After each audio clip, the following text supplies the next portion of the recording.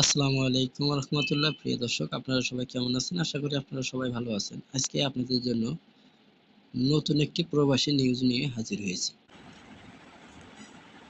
বিদেশ আগ্রহী প্রার্থীদের জন্য নতুন সুখবর। বিনা খরচে শ্রমিক যাবে মালয়েশিয়া। মানে কোনো টাকা পয়সা ছাড়াই আপনি মালয়েশিয়া যেতে পারছেন।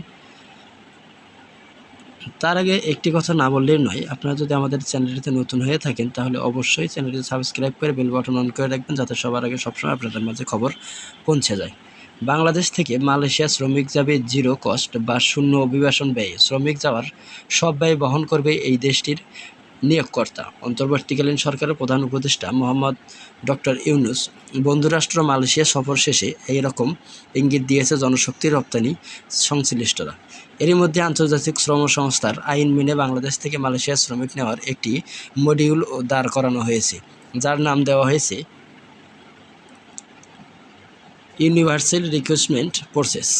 এর মাধ্যমে পরিচালিত director labour recruitment platform URP ও ডিএলআর দুইটি পরিচালিত হবে আর্টিফিশিয়াল ইন্টেলিজেন্সের মাধ্যমে। বাংলাদেশ সহ 10টি কোর্স কান্ট্রি থেকে এ পদ্ধতির লোক নেবে মালয়েশিয়া।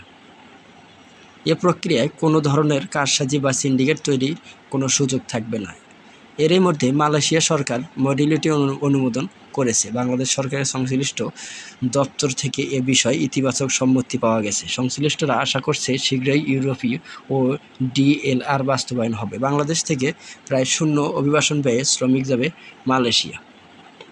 মালয়েশিয়ার বর্তমানে 14টি কোর্স কান্ট্রি থেকে শ্রমিক নিয়োগ করে থাকে বাংলাদেশি শ্রমিক বিনিয়োগ।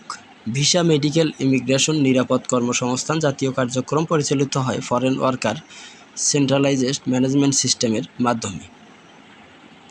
এই সফটওয়্যারটি বিদেশি শ্রমিকদের জন্য তথ্য নিবন্ধন, ভিসা আবেদন ও অনুমোদন, মেডিকেল চেকআপ রিপোর্ট সংরক্ষণ, ইমিগ্রেশন সংক্রান্ত কার্যক্রম, নিয়োগকর্তা ও শ্রমিকের তথ্য সংরক্ষণ এবং সমন্বয় করে থাকে।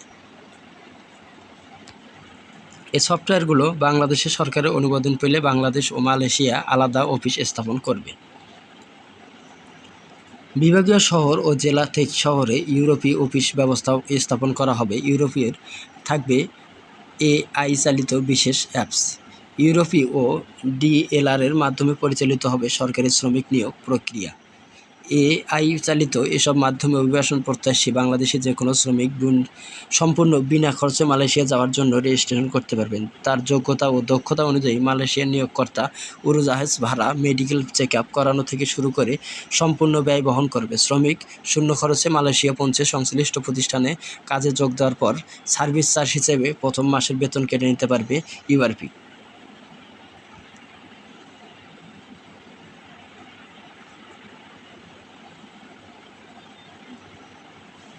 মন্ত্রণালয়ের নিয়োগ অনুমোদিত বিআরটি-এর ছাড়প্রাপ্ত যাবতীয় কাজ করবে সীমিত সংখ্যক রিক্রুটিং এজেন্সি। সার্ভিস চার্জের একটি অংশ তারা পাবে। স্বাস্থ্য পরীক্ষায় ব্যয়ের দেওয়া হবে সার্ভিস চার্জ থেকে। ফলে শূন্য ও অভিবাসন ব্যয়ের থেকে শ্রমিকরা মালয়েশিয়া যাওয়ার সুযোগ পাবে। সংশ্লিষ্টরা বলেন, বাংলাদেশ থেকে সক্রিয় শ্রমিক নেওয়া হয় তা দুঃখজনকভাবে আন্তর্জাতিক শ্রম আইন লঙ্ঘন।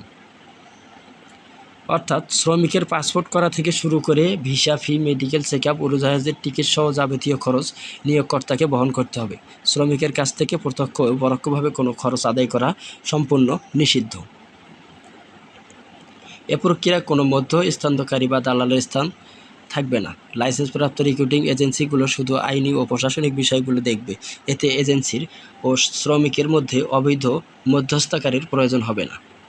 সংশ্লিষ্টরা আরও জানান, এ বিষয়ে বাংলাদেশের জনশক্তি কর্মসংস্থান ও প্রশিক্ষণ ব্যুরো প্রচলিত প্রক্রিয়ার সঙ্গে সঙ্গতিপূর্ণ। এটি নিরাপদ এবং যাচাইকৃত বিনিয়োগের জন্য শ্রমিক বিনিয়োগকারী দেশের বিনিয়োগ ব্যবস্থাপনা পদ্ধতির সঙ্গে সরাসরি যুক্ত থাকবে। মালয়েশিয়া শ্রম বাজার নিয়ে দেশের অভ্যন্তরে রিক্রুটিং এজেন্সি ব্যবসায়ীদের জেরে জোরদার ব্যবস্থা। ঢালাও মামলার ফলে আন্তর্জাতিক মানব পাচার শূন্যতে ক্ষতিগ্রস্ত হচ্ছে মালয়েশিয়া। টিআইপি জাজকে মালয়েশিয়া বর্তমান 2 ক্যাটাগরিতে রয়েছে। একে তলানি বলা যায়। অপমানিত তথ্যকেন্দ্র থেকে বাদ দেওয়ার প্রত্যাহার নেওয়া হয়েছে মালয়েশিয়া সরকারের। তিনি আরও বলেন, বাংলাদেশের থেকে প্রতিটি বছরে 2 লাখ বা তার বেশি শ্রমিক পাঠানোর সুযোগ রয়েছে। বাংলাদেশে মালয়েশিয়ার বিভিন্ন সেক্টরে অদক্ষ শ্রমিক পাঠানোর পর্যাপ্ত সুযোগ রয়েছে। ইউআরপি বাস্তবায়ন করা গেলে শ্রমিকরা শূন্য অভিবাসন ব্যয়ে নিরাপদ কর্মসংস্থান পাবে। কলিং ভিসা নেবে 24 লাখের বেশি কর্মী। বিদেশি বিনিয়োগের ফলে কলিং ভিসার কোটা উন্মুক্ত করার ঘোষণা দিয়েছে মালয়েশিয়া সরকার। স্বরাষ্ট্রমন্ত্রী আরও জানান, এখন 24,67,576 জন শ্রমিক কোটা চালু আছে, যা বছর শেষে 31শে ডিসেম্বর 2025 পর্যন্ত হাল লাগাত বহাল থাকবে। এরপর বিদেশি শ্রমিক বিনিয়োগ সীমিত করে কেবল দেশের মোট জনশক্তি 10% পর্যন্ত অনুমতি দেওয়া হবে। তবে কোটায় বাংলাদেশে থেকে কে কতজন আবেদন করতে পারবে তা জানায়নি দেশটির সংশ্লিষ্ট কর্তৃপক্ষ। বিপুল অর্থ নেওয়ার কারণে শ্রমিকরা নিঃস্ব হয়ে পড়ে। তখন কাজ প্রত্যাশী এবং শ্রমিক নিয়োগ কর্মকর্তাদের সরাসরি যোগাযোগ স্থাপন হবে। তখনই দালালের দৌরাত্ম্য বন্ধ হবে। মালয়েশিয়া বাংলাদেশ থেকে প্রতি বছর 2 লাখ বা তার বেশি শ্রমিক পাঠানোর সুযোগ রয়েছে। প্রিয় দর্শক, আপনারা যদি আমাদের চ্যানেলটিতে নতুন হয়ে থাকেন তাহলে অবশ্যই লাইক, কমেন্ট, শেয়ার করে সাবস্ক্রাইব করে বেল বাটন অন করে রাখবেন।